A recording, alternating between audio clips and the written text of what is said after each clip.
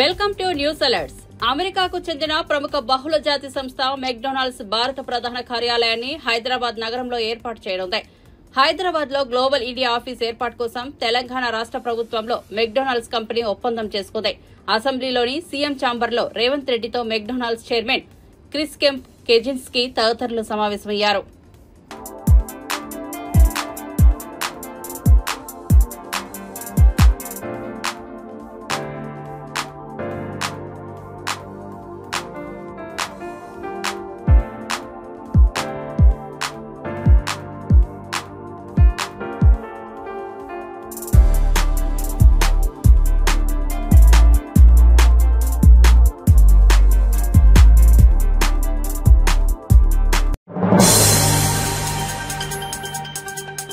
గన్నవరం పాదయాత్రలో ఇచ్చిన హామీ ప్రకారం మల్లవల్లిలో అశోక్ లేలాండ్ ప్లాంట్ మళ్లీ ప్రారంభమైందని మంత్రి నారా లోకేష్ ప్రకటించారు. బాబు బ్రాండ్తో ఏపీలో పెట్టుబడులు పెరుగుతున్నాయని తెలిపారు. కొత్త పెట్టుబడిదారులకు నేరుగా ఎస్క్రో అకౌంట్ ద్వారా ప్రోత్సాహకాలు అందజేస్తామని స్పష్టం చేశారు. It gives me a great pleasure to be here today at the inauguration of the Ashok Leyland state-of-the-art manufacturing plant in Mallavalli. 2023 August 24th, during my Padayatra, I came to Mallavalli and I made an electoral promise that we will bring Ashok Leyland back here and start production, and we're really lucky to be here. I extend my very warm greetings to the leadership of Ashok Leyland and the Hinduja Group, esteemed industry stalwarts, the government officials and everyone present here. Recently I was in Delhi in a fireside chat, and the question that I got asked is, Tamil Nadu has Chennai, Karnataka has Bangalore, Telangana has Hyderabad. What do you have? And I just told them one thing. We have something called the brand Babu, and that is our chief minister. Between the year 2019 and 2024, I do understand that industry went through a lot of turmoil. You had various challenges to face. Power purchase agreements were cancelled, and that created a lot of uncertainty in the market. Reputed companies like Ashok Leyland, Amar Raja, Lulu had to really add their investments here in our state. But then people have spoken. I think the citizens of Andhra Pradesh have made it very clear that welfare and development go hand in hand, and creating jobs should be the singular focus of a state government. I'm really lucky to be here. It was in the year 2018 that this entire concept came through. Back then, the Chief Minister of Andhra Pradesh, Mr. Naidu ji, laid the foundation stone for this amazing project, and I'm really lucky to be here to actually inaugurate the entire project. As ministers, before we go to the market and attract new investments, it was very important for us to convince existing investors in a state that Andhra Pradesh means, and Andhra Pradesh is ready to do business. That's where we've reached out to Ashok Leyland to say that we are all here. As a state, we're willing to support you. We're willing to go the extra mile. And I offered them only a single piece of paper, a white paper. I said, whatever your asks are from the state government, please write it down. And in the bottom, I'll just write one number. That is the number of jobs you need to create. I'll hold Ashok Leyland accountable only on that one initiative. శాసన మండలిలో వైఎస్ఆర్సీపీ సభ్యుల పట్ల కూటమి ప్రభుత్వం అనుచితంగా వ్యవహరిస్తోందని ప్రతిపక్ష నేత బొత్స సత్యనారాయణ తీవ్రంగా విమర్శించారు. మండలి చైర్మన్ మోషేన్ రాజును అవమానించారని, క్రీడా పోటీల్లో ఆయనపై వివక్ష చూపారని ఆరోపించారు. ఫ్లెక్సీల్లో స్పీకర్, సీఎం ఫోటోలు ఉండగా మండలి చైర్మన్ ఫోటో లేకపోవడం ప్రోటోకాల్ ఉల్లంఘన అని పేర్కొన్నారు. అంతేకాదు ఈరోజు ఇంకో అంశం కూడా జరిగింది. అందరం కూడా మంచి వాతావరణంలో స్పోర్ట్స్ కండక్ట్ చేద్దామని చెప్పారు. మేము సంతోషించాం, అందరూ సంతోషించాం. మంచి ఆహ్లాదకర వాతావరణంలో జరుగుతుంది. 2 సభలకి జరగాలి, కానీ ఒక్క సభకే స్పీకర్ గారు, ముఖ్యమంత్రి గారి తాలూకా ఫోటోస్ తప్ప చైర్మన్ గారి ఫోటోని ఎక్కడా కూడా వేయకపోవడం అనేది అది వేలెత్తి అడిగాం. అధికారుల మీద చర్య తీసుకోమన్నాం. ఎవరైతే దీన్ని అలసత్వం వహించారో, ఎవరైతే దీన్ని ఈ విధంగా చేశారో అని చెప్పి అది కూడా ప్రభుత్వం తరఫున కూడా సానుకూలంగా చెప్పారు. చర్య తీసుకుంటామని చెప్పారు. చాలా సంతోషం. చర్య తీసుకోవాలి. ఎందుకంటే ఇలాంటి మళ్ళీ పునరావృతం కాకూడదు. ఇలాంటి పార్షియాలిటీ ఉండకూడదు. సభ అంటే శాసనసభ కంటే శాసనసభని ఇంకా గౌరవంగా ఉండాలి. అంతే కించపరిచేటట్టుగా సభాధ్యక్షులు కానీ మెంబర్లు కానీ ఎవరు కానీ ఉండకూడదు అనేది మా ఉద్దేశం. అది కూడా వీళ్ళు చెప్పడం జరిగింది. ఏమైనప్పటికీ కూడా సభలో ప్రశ్నోత్తరాల్లో కానీ లేకపోతే చెప్తున్నది కానీ అధికార దురంతో వచ్చి వారు పెడుతున్న అహంకారపూరితమైన వార్తల సమాధానాలు కానీ ఒక అడిగిన ప్రశ్నకు వచ్చి సరైన సమాధానం కానీ అటు నుంచి రాకపోవడం అనేది చాలా శోచనీయం, చాలా బాధాకరం కూడా. ఏమనంటే మీరు వచ్చి మీకు అలవాటు, మీరు వాకౌట్ చేసుకోవడానికి. వాకౌట్ ఎందుకు చేస్తారండి? మాకు సరదా, మాకేమైనా మాకు కాదా? మేము కూర్చున్న తర్వాత, మేము మాట్లాడిన తర్వాత, చైర్మన్ గారు వచ్చి రూలింగ్ ఇచ్చిన తర్వాత, చైర్మన్ గారు వచ్చి బిల్ పాస్ అయిన తర్వాత మళ్ళీ సభ్యులు మాట్లాడితే మళ్ళీ కూర్చుంటే దానికి విలువ ఉందండి? దానికి ఆలోచన ఏముందండి? అందుకే మేము సభ నుంచి వాకౌట్ వచ్చాము. కాబట్టి ఈ ప్రభుత్వానికి, ఈ చట్టసభల పట్ల ఏమాత్రమే గౌరవం ఉందో, ఏమాత్రమే వాళ్ళ ఆలోచనలో ఏ విధంగా ఆలోచిస్తున్నారో మరి రాష్ట్ర ప్రజానికని చూడమని చెప్పి కోరుతున్నాను. తెలంగాణ ఆర్థిక పరిస్థితిని సీఎం రేవంత్ రెడ్డి పూర్తిగా దిగజార్చారని ఎమ్మెల్సీ మధుసూదనాచారి విమర్శించారు. ఎన్నికల్లో ఇచ్చిన హామీల్లో ఏదీ నెరవేరలేదని, రాబోయే రోజుల్లో ప్రభుత్వ వైఫల్యాలను అసెంబ్లీలో తీవ్రంగా ఎండగడతామని తెలిపారు. ఈ బడ్జెట్ ప్రజల ఆశల మీద నీళ్లు చల్లిన బడ్జెట్ గా నిలిచిందని వ్యాఖ్యానించారు. ఇతరత్ర ఏ ఒక్క రంగాన్ని చూసినా వాళ్ళు గతంలో ఇచ్చినటువంటి హామీలకు అనుగుణమైనటువంటి బడ్జెట్ ప్రతిపాదన లేదు. ఉదాహరణకి బీసీలకు సంబంధించి బీసీల విషయంలో 5 సంవత్సరాల పాలనా కాలంలో 1 లక్ష కోట్ల రూపాయల్ని ప్రతి సంవత్సరం 20,000 కోట్ల రూపాయల ద్వారా వాళ్ళ జీవితాల్లో వెలుగు నింపుతామనేటువంటి హామీ ఇవ్వడం జరిగింది. కానీ తీరా చూస్తే పోయిన సంవత్సరం 9,000 కోట్లు, ఈ సంవత్సరం 11,000 కోట్లు కేటాయింపులు ఆ మాత్రం ఉన్నాయి. కానీ ఖర్చులు రేపు వచ్చిన తర్వాత, కార్యనివేదిక వచ్చిన తర్వాత తెలుస్తాయి. అంటే ఎటు చూసినా కూడా వీళ్లకు ఇలా కేసీఆర్ గారు తెలంగాణ రాష్ట్రాన్ని సాధించినటువంటి క్రమంలో ఎటువంటి అస్తవ్యస్త పరిస్థితులు ఉండే, అటువంటి అస్తవ్యస్త పరిస్థితుల్లో పాలనా పగ్గాలు చేపట్టి అనేక అద్భుతమైనటువంటి కార్యక్రమాల ద్వారా సంపదను సృష్టించి ప్రజలకు అద్భుతంగా పంపిణీ చేసి, ప్రభుత్వం అంటే ఈ విధానంతో ముందుకు సాగితే రాష్ట్రాన్ని బ్రహ్మాండంగా అభివృద్ధి చేసుకోవచ్చు అనేటువంటి బాటలు వేస్తే, ఆ రకమైనటువంటి అభివృద్ధికి ఆస్కారం ఉన్నటువంటి రాష్ట్రానికి పాలనా పగ్గాలు చేపట్టినటువంటి వాళ్ళు మొత్తం ఛిద్రం చేసి ఈరోజు ఏ ఒక్క కార్యక్రమానికి కూడా న్యాయం చేసేటువంటి పరిస్థితి లేదు. కాబట్టి రాబోయే రోజుల్లో జరగనున్నటువంటి చర్చల్లో ప్రభుత్వ నిర్వాహకాన్ని తీవ్రంగా ఎండగడతాం. వాళ్ళు ఇచ్చినటువంటి హామీలు నిలబెట్టుకునేటువంటి విధంగా ఒత్తిడి తీస్తాం. వెరసి ఈ బడ్జెట్ తెలంగాణ ప్రజల ఆశల మీద నీళ్లు చల్లేటువంటి బడ్జెట్, ఇది తిరోగమన బడ్జెట్. ఏ కోశాన చూసినా రేవంత్ రెడ్డి వాగ్దానాలు ఆకాశంలో ఉండగా ప్రతిపాదనలు మాత్రం పాతాళంలో ఉన్నట్లు బడ్జెట్ చూస్తే అర్థమవుతోందని ఎమ్మెల్సీ దేశపతి శ్రీనివాస్ విమర్శించారు. గత బడ్జెట్ లో చెప్పిన హామీల్లో ఒకటి అమలు కాలేదని, ఈసారి కూడా పరిస్థితి మారదని అన్నారు. రేవంత్ రెడ్డి అవ్యవహార దక్షత వల్ల రాష్ట్రం ఆదాయం పడిపోతోందని తీవ్రంగా ఆక్షేపించారు. పాతాళం అది బడ్జెట్ చూస్తే అనిపిస్తున్న పరిస్థితి. అంచనాలన్నీ అవాస్తవమే. పోయినసారి 2,91,000 కోట్లతో బడ్జెట్ పెట్టింది. అనుకున్న అంచనాలను వీళ్ళు చేరుకోలేదు. ఆ రాబడి రాలేదు. అప్పుడే చెప్పిన ఇది అవాస్తవికమైనటువంటి బడ్జెట్ అని చెప్పి. అప్పుడు బట్టి గారు ఏమన్నారంటే, మాకు వ్యూహం ఉంది, మాకు చాలా అనుభవజ్ఞమైనటువంటి పార్టీ, మేము సాధిస్తాం, వనరుల్ని ఇవన్నీ నెరవేరుస్తామన్నారు. గత బడ్జెట్లో చెప్పిన ఒక్క హామీ కూడా నెరవేరలేదు. గత బడ్జెట్ హామీలన్నీ కూడా తుంగలో తొక్కపడ్డాయి.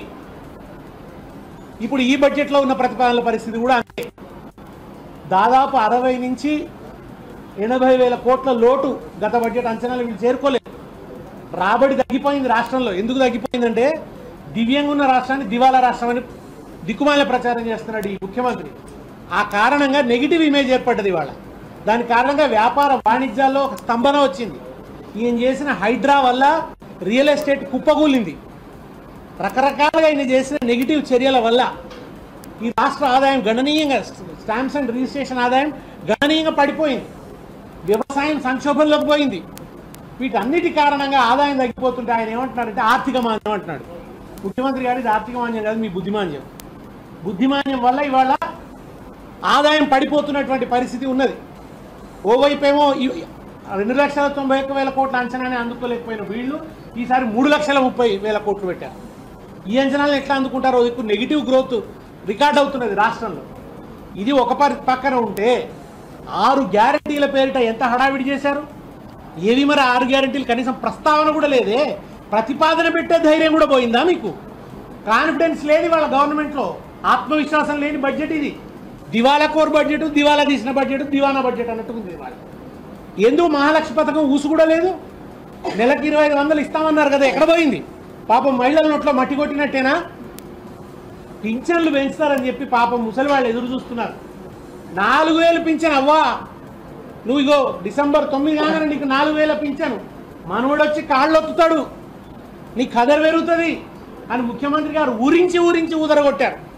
మరి ఇప్పుడు 15 నెలలు గడిచిపోయింది, ఇది 4వ బడ్జెట్ ఓటాన్ అకౌంట్ బడ్జెట్తో కలుపుకుంటే. ఏది మరి వాళ్ళ పింఛన్లు పెంచే ఊసే లేదు. పైగా ఈ మాట అంటుంటే మంత్రి గారు 15 నెలలే అయింది కదా అంటున్నారు మాతో మండల్లో. మీరు డిసెంబర్ 9నే చెప్పినారు, మేము 15 నెలల తర్వాత అడుగుతున్నాం. పింఛన్లు పెంచడం గురించిన మాట లేదు. నిరుద్యోగులను అయితే దారుణంగా దగా చేశారు. తెలంగాణ బడ్జెట్ లో సగానికి పైగా కేంద్ర నిధులే ఉన్నాయని, రాష్ట్ర ప్రభుత్వ ఖర్చు తక్కువగా ఉందని బీజేపీ ఎమ్మెల్యే పాయల్ శంకర్ విమర్శించారు. ఎన్నికల హామీలు అమలు చేయడం లేదని, బడ్జెట్ కేటాయింపుల్లో పొంతన లేకుండా శుభ్రమైన లెక్కలు చూపిస్తున్నారని అన్నారు. సామాజిక వర్గాలకు కేటాయించిన నిధులు కేవలం కాగితాలకే పరిమితమని, వాస్తవ ఖర్చు 0 అని ఆరోపించారు. బడ్జెట్ పక్కదోవ పట్టించకుండా ఖచ్చితమైన ప్రణాళికతో రాష్ట్ర ప్రజలకు ఉపయోగపడే విధంగా ఖర్చు చేయాలని డిమాండ్ చేశారు. పెన్షన్లు ఇచ్చేటటువంటి పరిస్థితి లేదు. ఈరోజు భట్టి గారు చదివినటువంటి ఆ యొక్క ఉపన్యాసంలో సగమైతే కేంద్ర ప్రభుత్వం నిధులతో నడుస్తున్నటువంటి పథకాల గురించి చదివింది. అది అమృత్ పథకం కావచ్చు, అది అమృత్ పథకంలో కడుతున్నటువంటి ఓహెచ్ఎస్ఆర్లు కావచ్చు, మిగతా అనేక పథకాలు ఈరోజు కేంద్ర ప్రభుత్వ నిధుల భాగస్వామ్యంతో నడుస్తున్నటువంటి పథకాలని ఈరోజు భట్టి గారు శాసనసభలో చదివింది. ఒక పక్క ఈ రాష్ట్ర ప్రజలకు తాగిపిచ్చి, గత సంవత్సరం కన్నా ఎక్కువ మేము ఇంకా ప్రజలకు తాగిపిచ్చి ప్రజలని అనారోగ్యానికి గురి చేసి ఏ రకంగా ప్రభుత్వ ఖజానా నింపుకోగలుగుతారో ఆ పద్దును చూస్తేనే అర్థమవుతుంది. మరి అదేవిధంగా బీసీలకు నిన్న లేక మొన్ననే రాష్ట్ర శాసనసభలో చర్చ జరిగింది. కాంగ్రెస్ పార్టీ మంత్రులు నాయకుల ప్రసంగాలు చూస్తే అనిపించింది, ఎక్కడ బీసీలను ఉద్ధరిస్తారో, అసలు బీసీలని ఆదుకోవడానికే వీళ్ళు పుట్టిందా అనిపించింది. నిన్న లేక మొన్న శాసనసభలో చర్చ జరిగింది. ఈరోజు బీసీలకు ఎట్లా మొండి చేయి చూపాలనో వాళ్ళు పెట్టినటువంటి పద్ధతులతోనే అర్థమైపోయింది. గొప్పగా మాట్లాడిండ్రు. 20,000 కోట్ల రూపాయలు బీసీ సప్లాన్ నిధుల కింద ప్రతి సంవత్సరం కేటాయిస్తామని కేటాయించారు గతంలో. గత సంవత్సరం పద్దుని ప్రతిపాదించి నయా పైసా కూడా ఖర్చు చేయలేదు. ఈ సంవత్సరం అయితే ఆ పద్దే లేదు, ప్రత్యేకంగా బీసీ సప్లాన్ అన్న పదమే లేదు. ఈ రాష్ట్ర రైతుల గురించి మాట్లాడింది. గత బడ్జెట్లో రాష్ట్ర రైతులని మేము ఆదుకుంటాం, గతంలో ఉన్నటువంటి ప్రభుత్వాలు పట్టించుకోలేదు, మేము కేంద్ర ప్రభుత్వం ప్రవేశపెట్టేటువంటి ఫసల్ బీమా పథకంలో భాగస్వామ్యం అవుతాం, పంటల బీమా పథకాన్ని తీసుకొస్తాం, రాష్ట్రంలో నష్టపోయినటువంటి ఏ రైతునైనా సరే మేము ఆదుకునే విధంగా చేస్తామని చెప్పారు. గతంలో 1,000 కోట్ల రూపాయలు కేటాయించారు పంటల బీమా కొరకని, కానీ నయా పైసా ఖర్చు చేయలేదు. ఈ సంవత్సరం అయితే పంటల బీమా ఊసే లేదు, పంటల బీమా కేటాయింపులు లేదు. మరి అదేవిధంగా వాళ్ళు కేటాయించినటువంటి కేటాయింపులు చూస్తే ఈరోజు వ్యవసాయానికి సంబంధించినటువంటి 24,000 కోట్ల రెవెన్యూ లోటు ఉన్న బడ్జెట్ లో రెవెన్యూ మిగులు చూపించే ప్రయత్నం కాంగ్రెస్ ప్రభుత్వం చేసిందని బీజేపీ రాష్ట్ర ప్రధాన కార్యదర్శి డాక్టర్ కాసం వెంకటేశ్వర్లు ఆరోపించారు. కేసీఆర్ రూపొందించిన బడ్జెట్ లో అంకెలు మారుస్తూ కొత్తదనం లేకుండా సమర్పించారని విమర్శించారు. మంత్రి బట్టి విక్రమార్క ప్రసంగం పూర్తిగా అసత్యమని, ప్రభుత్వం ప్రజలను మభ్యపెట్టే విధంగా మాత్రమే బడ్జెట్ రూపొందించిందని ఆరోపించారు. అంటే నువ్వు 2 లక్షల సంథింగ్ కోట్లకే నువ్వు బడ్జెట్ రూపకల్పన చేస్తున్నట్టు. అంటే ఈ బడ్జెట్లో న్యాయం లేదు, నిజాయితీ లేదు, వాస్తవం లేదు, స్పష్టత లేదు, స్వచ్ఛత లేదు. దీంతో పాటు ఎవడన్నా రెవెన్యూ లోటు ఉన్న రాష్ట్రంలో రెవెన్యూ మిగులు చూపించేటువంటి బడ్జెట్ ఎక్కడ ఉండదు. ఇంత దరిద్రం ఈ కాంగ్రెస్ పార్టీ చేస్తుంది తప్ప ఎవరు చేస్తలేరు. రెవెన్యూ లోటు చూపిస్తుంటావు, రెవెన్యూ మిగులు చూపిస్తుంటావు. ఇది ఎక్కడి బడ్జెట్? ఎట్లా తయారు చేసిర్రు? ఇది మనకు ఏమనిపిస్తుందంటే కేసీఆర్ ఫ్రేమ్వర్క్ చేసినటువంటి బడ్జెట్ ఏదైతుందో దానికి అంకెలు కొంచెం తక్కువ ఎక్కువ చేసి చూపించిండు. అంటే కేసీఆర్ అద్దంలో రేవంత్ రెడ్డి ముఖం చూసుకుంటుండు తప్ప ఈయన చేసింది ఏమీ లేదు, మార్పు లేదు, పాడు లేదు. తర్వాత హెచ్చులకు పోయి బడ్జెట్ని 3 లక్షల కోట్లకు పైన ఎక్కువ చూపించిండు. హెచ్చుల బడ్జెట్గా దీన్ని మనం ఆలోచన చేసుకోవచ్చు. ఎందుకు చెప్తున్నానంటే ఇప్పుడు ఆంధ్రప్రదేశ్ బడ్జెట్ చూస్తే 33,000 కోట్ల రెవెన్యూ రేటు చూపించింది. దీనికి ఒక అర్థం ఉంది. ఎందుకంటే మోడీ గారు కేంద్ర ప్రభుత్వంలో అధికారంలోకి వచ్చిన తర్వాత 14 తర్వాత 17వ సంవత్సరం నుంచి రెవెన్యూ లోటు ఉన్నటువంటి రాష్ట్రాలకు కేంద్ర ప్రభుత్వం నిధులు ఇచ్చి ఆ రెవెన్యూ పూర్చేటువంటి ప్రయత్నం చేస్తుంది. అంటే 17వ సంవత్సరంలో మోడీ గారి కొత్త పథకాన్ని ప్రారంభం చేసిండు. ఎందుకంటే రాష్ట్రాలు బీమారీగా ఉండొద్దు, రెవెన్యూ లోటు ఉండొద్దు, మేము కేంద్ర ప్రభుత్వంగా కొంత సహాయం చేస్తాం రెవెన్యూ లోటును పూడ్చుతందుకు అని చెప్పేసి 2017లో 4 రాష్ట్రాలకు మాత్రమే రెవెన్యూ లోటును పూడ్చేటువంటి అవకాశం నరేంద్ర మోడీ గారికి వచ్చింది. ఆ రెవెన్యూ లోటును పూడ్చింది. అయితే ఇప్పుడు రెవెన్యూ లోటు 17 రాష్ట్రాలకు పూడుస్తూ ఉన్నారు కేంద్ర ప్రభుత్వం, నరేంద్ర మోడీ గారి ప్రభుత్వం. కనీసము రెవెన్యూ లోటుని వాస్తవంగా ఒప్పుకోకుండా ఎత్తులకు పోయిన కారణంగా ఇవాళ ఈ రాష్ట్రం నష్టపోతుందనేటువంటి విషయం స్పష్టం చేయదలుచుకున్నాను. నేను ఆంధ్రప్రదేశ్ గురించి ఎందుకు చెప్పినంటే 37,000 కోట్ల రెవెన్యూ లోటును కేంద్ర ప్రభుత్వం తీరుస్తూ ఉంది. అంటే బడ్జెట్ రూపకల్పన చేసుకునేటప్పుడు కేంద్రం ఏ రకంగా సహాయం చేస్తుంది, మనమేం చేయాలనేటువంటి అవగాహన లేకుండా ఈ రాష్ట్ర ప్రభుత్వం, కాంగ్రెస్ పార్టీ వాహన చోదకులకు స్థిరాస్త్రానం అమలు, జరిమానాలపై ఆంధ్రప్రదేశ్ శాసన మండలిలో ఆసక్తికర చర్చ జరిగింది. హెల్మెట్లు లేని వారి నుంచి 1,000 రూపాయలు జరిమానా చేయడం పట్ల ప్రజల్లో అసంతృప్తి ఉందని టీడీపీ సభ్యులు తెలిపారు. దీనిపై హోంమంత్రి అనిత సమాధానం ఇచ్చారు. 2020లో కేంద్రం చేసిన చట్టం, సుప్రీంకోర్టు ఆదేశాల ప్రకారమే రాష్ట్రంలో జరిమానా వసూలు చేస్తున్నామని తెలిపారు. ప్రస్తుతం రాష్ట్రంలో కొన్ని చోట్ల మాత్రమే ప్రయోగాత్మకంగా దీన్ని అమలు చేస్తున్నట్లు చెప్పారు. ప్రజల ప్రాణాలు కాపాడాలన్నదే ప్రభుత్వం, పోలీసుల ఉద్దేశమని అనిత స్పష్టం చేశారు. అక్కడ చెప్పం 1,000 రూపాయలు పెనాల్టీ అంటున్నారు. నేను బెంచ్ సర్కిల్ దగ్గర చాలా సార్లు చూసాను అధ్యక్ష. విజయవాడలో వెహికల్ ఆపి తాళం చేసుకుంటారు. ఫస్ట్ మేము పోలీస్ డిపార్ట్మెంట్ ని మీ ద్వారా రిక్వెస్ట్ చేసిందంటే హోమ్ మినిస్టర్ గారు ఇవ్వాల్సినది, is not a criminal, neither he is offender. ఒక క్రిమినల్ ట్రీట్ చేసినట్టు బండి ఆపగానే ఫ్యామిలీతో ఏమన్నా తాళం చేసి జైల్లో పెట్టుకుంటారు, ఎస్ఐ గారిని కలవంటారు. ఆయన పేరు అడిగి 1,000 రూపాయలు రాసేస్తారు. అంటే 1,000 రూపాయలు పెట్టుకుని ఎంతమంది 2 వీలర్ మీద వెళ్తారు అధ్యక్ష? రూల్స్ ఇంప్లిమెంట్ చేయడంలో తప్పు నేను చెప్పను. కఠినమైన నేరాలకి కఠినమైన శిక్షణ ఉండాల్సిందే. ఇది కఠినమైన నేరమా కాదా అనేది కూడా మనకు కొంత డిస్క్రిమినేషన్ ఉండాలి. ఈ గ్రాడ్యుయేట్ ఎలక్షన్స్ లో మేము క్యాంపెయిన్కి వెళ్తే మెజారిటీ స్కూల్స్ లో, కాలేజెస్ లో కానీ టీచర్లు కానీ వాళ్ళు అడిగింది ఏంటంటే, సార్ ఆ హెల్మెట్ మీద ఫైన్ ఇచ్చేయండి సార్, చచ్చిపోతున్నామేమో అన్నారు. పర్టికులర్గా మహిళలు చిన్నప్పుడు ఎలక్ట్రిక్ బళ్ళు వచ్చినాయి, దానికి హెల్మెట్ క్యారేజ్ పెట్టిన ఫెసిలిటీస్ ఉండవు. ఒక్కొక్కసారి లోకల్ గా తిరుగుతూ ఉంటారు ఆ ఏరియాలో. పొరపాటున బెంచ్ సర్కిల్ నుంచి పడమటికి వెళ్ళాలంటే బెంచ్ సర్కిల్ మీద దాటి వెళ్ళాలా, వాళ్ళు చెక్ పెట్టారంటే 1,000 రూపాయలు పోయినట్టే. కాబట్టి అది కొంచెం రేషనలైజేషన్ జరగాల్సిందే, ఆ విధానం కూడా మారాల్సిందే. మన గౌరవ సభ్యులు రాంగోపాల్ చెప్పినట్టు సభ్యులు ట్రీట్మెంట్ చేసే విధానంలో కూడా పోలీసులు కొంచెం గౌరవంగా ప్రవర్తించాలి. ఇది చాలా సెన్సిటివ్ ఇష్యూ అధ్యక్ష. అక్కడ 1,000 రూపాయల ప్రాణం అనుకుంటే మనం దేనికి తూకం వేస్తామో ఒకసారి సభ్యులు అర్థం చేసుకోవాలి అధ్యక్ష. సుప్రీంకోర్టు గైడ్ లైన్స్ ప్రకారం గవర్నమెంట్ ఆఫ్ ఇండియా యాక్ట్ లో జీవో నెంబర్ 21, ఇది ఎప్పుడు ఇచ్చిన జీవో అంటే అధ్యక్ష 21/10/2020లో ఇచ్చిన జీవో అధ్యక్ష. 1,000 రూపాయలు ఫైన్ విధించాలి హెల్మెట్ లేకుండా అన్నది.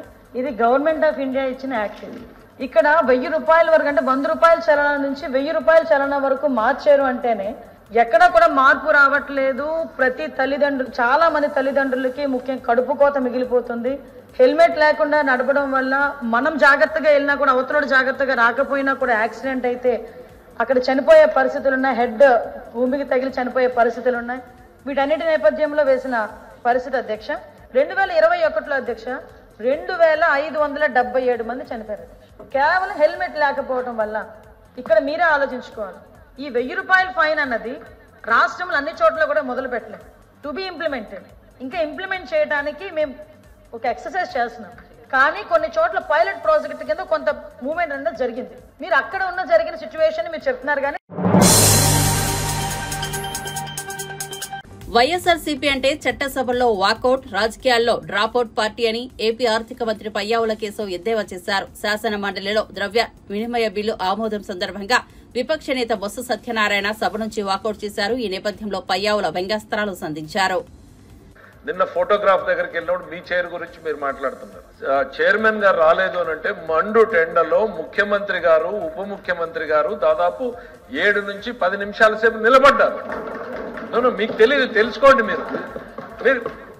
మీరు చూడకుండా వాస్తవాల్ని గమనించకుండా అదిగా సార్ వినండి.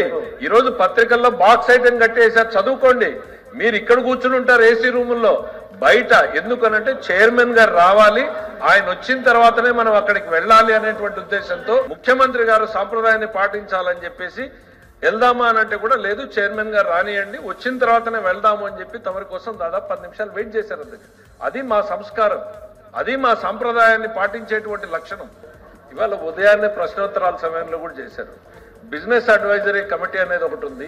దాని నిర్ణయానికి సానుకూలంగా సభ మూడుని బట్టి తమరు నిర్ణయం తీసుకుంటారు. కానీ ప్రతిపక్షంలో కూర్చుని సభని డిక్టేట్ చేయాలనేటువంటి ధోరణిలో ఇప్పుడు కాదు, రేపు కాదు, ఎల్లుండి మాకు కుదిరినప్పుడే ఈ వైఖరి సరైంది కాదు అధ్యక్ష. వాళ్ళదంతా కూడా ప్రీ డిటర్మిన్డ్ అధ్యక్ష. ఆల్రెడీ పేపర్లు బయటికి పంపించారు అధ్యక్ష. దీంట్లో కూర్చోవడానికి వాళ్ళకి ఇంట్రెస్ట్ గా లేదు, బయటికి వెళ్ళాలి, వాకౌట్ కు ఒక రీజన్ కావాలి, ఏదో. అధ్యక్ష మీరు బడ్జెట్ ఎట్లా పెడతారు అధ్యక్ష?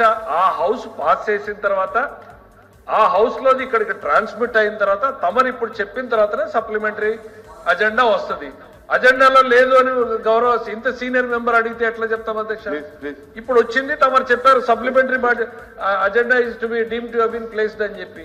గౌరవంగా ఉదారంగా చైర్ మీద కూర్చొని మాట్లాడాలనుకుంటే మాట్లాడండి, క్లారిఫికేషన్ కావాలనుకుంటే క్లారిఫికేషన్ మాట్లాడండి అంటే మాట్లాడడానికి సరుకు లేక, మాట్లాడేటువంటి సత్తా లేక, మాట్లాడేటువంటి ఆలోచన లేక, ఏం మాట్లాడాలో తెలియక గందరగోళమైనటువంటి పరిస్థితుల్లో ఇప్పటికి ఇది 4వ అటెంప్ట్ చేశారు అధ్యక్ష వాకౌట్ చేయడానికి.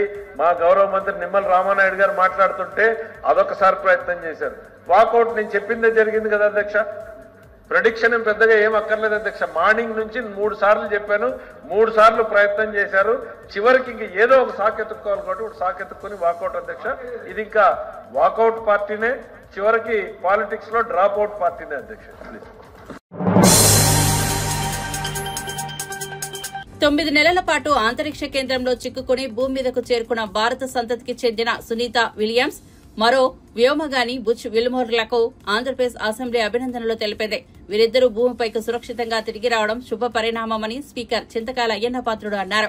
వ్యోమగాముల జీవితం మానవాళికి స్ఫూర్తిదాయకమని కొనియాడారు. అంతరిక్ష రంగంలో సునీత ప్రదర్శించిన ధైర్య సాహసాలు, ఆమె పరిశోధనలు ప్రశంసనీయమన్నారు. ఈ రోజు ముందుగానే ఒక ప్రకటన అండి, గౌరవ సభ్యులారా, ఇదొక శుభదినం. భారతీయ సంతతికి చెందినటువంటి వ్యోమగామి సునీత విలియమ్స్ గారు ఈ తెల్లవారుజామున భూమిపైకి సురక్షితంగా తిరిగి వచ్చారు. సహా వ్యోమగామి యారీ యూజిన్ విల్మోర్తో కలిసి అంతర్జాతీయ అంతరిక్ష కేంద్రానికి గత జూన్లో చేరుకున్న సంగతి మనకు తెలుసు. సునీత విలియమ్స్ గారు అంతరిక్షంలో 286 రోజులు సుదీర్ఘ కాలం గడిపారు. సునీత విలియమ్స్ గారు ఇది 3వ అంతరిక్ష యాత్ర. ఆమె మొత్తం 608 రోజులు అంతరిక్షంలోనే గడిపిన సంగతి మీ అందరికీ తెలుసు. ఈ వ్యోమగాముల జీవనయానం యావత్తు మానవాళికి స్ఫూర్తిదాయకం. వారి శాస్త్రీయ పరిశోధన పట్ల వారికి ఉన్న ఆసక్తి, పట్టుదల, అత్యంత క్లిష్ట పరిస్థితుల్లో ప్రాణాలను సైతం పణంగా పెట్టేందుకు సిద్ధపడే ధైర్య సాహసాలు మానవాళి నిరంతర ప్రగతికి సోపానాలు అవుతాయని సునీత విలియమ్స్ గారు, యారీ విలియమ్స్ గారు ఈ శుభ సందర్భమున నా తరపున, ఈ సభ తరపున స్వాగతం, అభినందనలు, శుభాకాంక్షలు తెలియజేస్తున్నాను.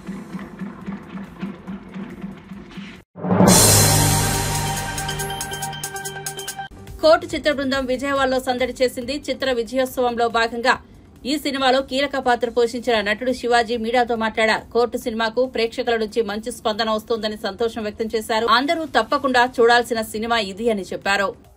చిన్న సినిమా పెద్ద సినిమా కలెక్షన్స్ అని మాట్లాడుకోవటం అనేది ఇక ఈ రోజుల్లో అవసరం లేదు. కంటెంట్ బాగుంటే థియేటర్కి వస్తున్నారు, లేకపోతే థియేటర్కి రావట్లేదు. ఇవి రెండే ఉంటాయి, కంటెంట్ బాగుంటే థియేటర్, లేకపోతే లేదు. సో అలాంటి ఒక మంచి కంటెంట్ వచ్చిన ఈ సినిమా, దట్టు వాల్ పోస్టర్లో నాని గారి బ్యానర్లో వచ్చిన ఈ సినిమా ఒక పెద్ద సినిమాగా అవతారం ఎత్తింది అని అంటే దానికి కారణం ఇవాళ మీరు ఏ టౌన్లోనైనా సరే, అటు ఇచ్చాపురం నుంచి ఇటు సూళ్ళూరుపేట దాకా వందల వేల కాలేజీల్లో లక్షల మంది విద్యార్థులు ఉన్నారు. ప్రతి సంవత్సరం ఇంటర్మీడియట్ చదివే పిల్లలు కొన్ని లక్షల మంది వస్తున్నారు. వీళ్ళ తల్లిదండ్రులు వాళ్ళు కలిసి ఈ సినిమాని ఇంత పెద్ద సక్సెస్ చేశారని నేను బలంగా నమ్ముతాను. ఎందుకంటే అండి, ప్రతి మనిషి పనిచేసేది తన కుటుంబం కోసం, తన పిల్లల కోసం. అటువంటి ఒక సినిమా ఒక చిన్న వయసులో, జాబిలి చందు లాంటి వయసులో వాళ్ళు ఎలా ఉండాలి అని చెప్పే ఒక గొప్ప సినిమా అండి ఇది. కాబట్టి ఇంత పెద్ద సక్సెస్ అయింది ఈ సినిమా. ఇంకా మా పరంగా వస్తే, ఆర్టిస్టుల పరంగా వస్తే, నేను ఒక 13 సంవత్సరాల తర్వాత మళ్ళీ ఈ సిల్వర్ స్క్రీన్ మీదకి రావటం జరిగింది. అంటే ఎలా ఉందంటే రెస్పాన్స్ మీరు అందరూ చూస్తున్నారు, మీమ్స్ వస్తున్నాయి. ఇప్పటిదాకా బ్రహ్మానందం గారి మీమ్స్ వచ్చాయి, ఇప్పుడు బ్రహ్మానందం గారిని కింద పెట్టి ఆయన భయపడుతూ చేసే మీమ్స్ అన్నీ పెడతా ఉన్నారు. సో అసలు బయట నుంచి వచ్చే ఫోన్ కాల్స్ నేను ఏమి చెప్తే షాక్ తింటారు.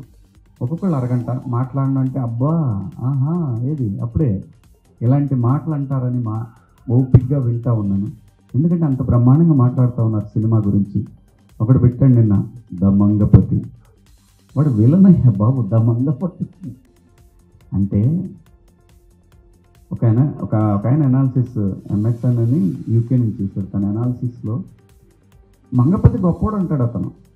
సో మంగపతి గొప్పోడు ఎంతవరకు, ఆడి కేసు పెట్టుకున్నంతవరకే వాడు గొప్పోడు. ఆ తర్వాత వాడు పరిధి దాటాడు. కానీ చాలామంది తల్లిదండ్రులు భుజాన వేసుకున్నారు ఈ సినిమాని. ఇందాక దుర్గుడికి వెళ్తే ఎంత గొప్ప మాట అన్నాయంటే, అయ్యవారు అక్కడ రండి మంగపతి గారు చాలా అమ్మ ఎదురుగా అన్నమాట. ఇది నేను విన్నాను, డైరెక్టర్ విన్నాడు, కో డైరెక్టర్ విన్నాడు, పిల్లలు విన్నారు. సో అంటే మీరు ఆలోచించండి, ఒక అయ్యవారు గుళ్ళో కూర్చున్న మాట అన్నాడంటే ఇది